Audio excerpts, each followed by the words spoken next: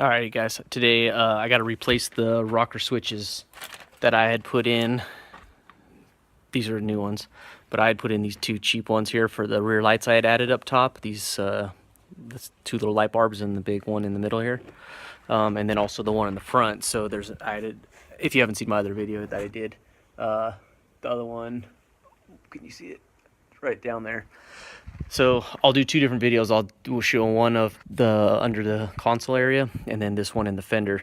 So I was recording this with my GoPro, but the battery, or no, the SD card got full right at the end, so starting over.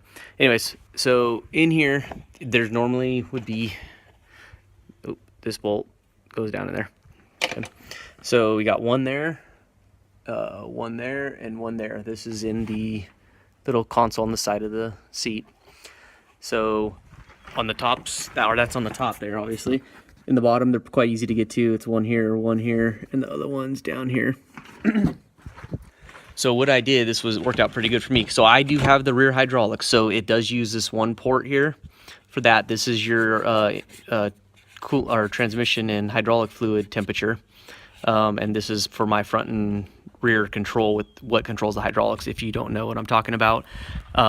Instead of having the turnbuckles back here, I have all hydraulic controls, and the way you operate it is still with the same joystick you use for the front bucket, but this just says which the front of the tractor or the rear of the tractor is what's getting controlled at the time.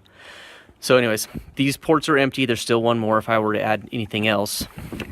A heavy fog came through and got tons of moisture in these and destroyed them, which they were cheap and I shouldn't have cheaped out. But anyway, so this is how simple this can be. Since I do have the hydraulics, one plug is being used here. So there probably would be, if you don't have any hydraulics or anything hooked up back there, you probably even have one more port to get power from if you wanted to.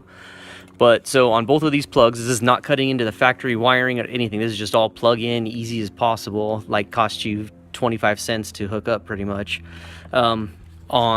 So one of this plug here, I think in my hand, it says it's the third function control. So I think that's if you have like a fourth and fifth control valve for the hydraulics, or like a full flow valve or something of that nature. And this other one is for if you have the down pressure for the rear attachments and stuff, if it has the factory down pressure. So that one, on it, there's a red wire, that's the hot. And I believe this one's the hot all the time. This one is the orange wire directly above it, and it is only hot when the key's on. So like I said, this is easy just to plug it directly in. I kind of had this wrapped up with some tape just to kind of keep it covered a little bit better. But this thing stays pretty dry in here. It doesn't get really any moisture or anything like that. Not that I'm really worried about it. The factory didn't even put caps on these or anything. But so then from there, I just ran it a little wire right into the switch, out along the back here in this wiring harness, and up and back, and then I just made some quick little brackets. If anybody wanted some ideas on that, the top one I love. Where it's mounted, it's super hidden, concealed, and it puts out a ton of light. But I probably would have mounted these lights up next to it and just extended the piece of angle iron that I have, or actually, yeah, it is angle iron up there. I would have extended it out some and then just mounted those right next to that. So anyways, just an idea for anybody. And then it's all really concealed up high where you don't have to worry about anything breaking them or anything of that nature. So yeah, so I'm gonna swap these out, and then when I'm done, I will pull the front console apart over here and show you guys how that one all went down. Hope this explained enough for you guys. It's either way, if you have a test light or anything like that, you could just check these very simply. But it's the center plug. I think it actually has numbers on the side. Yeah, number 5 and number 5 on both plugs. So there you go. Talk to you later.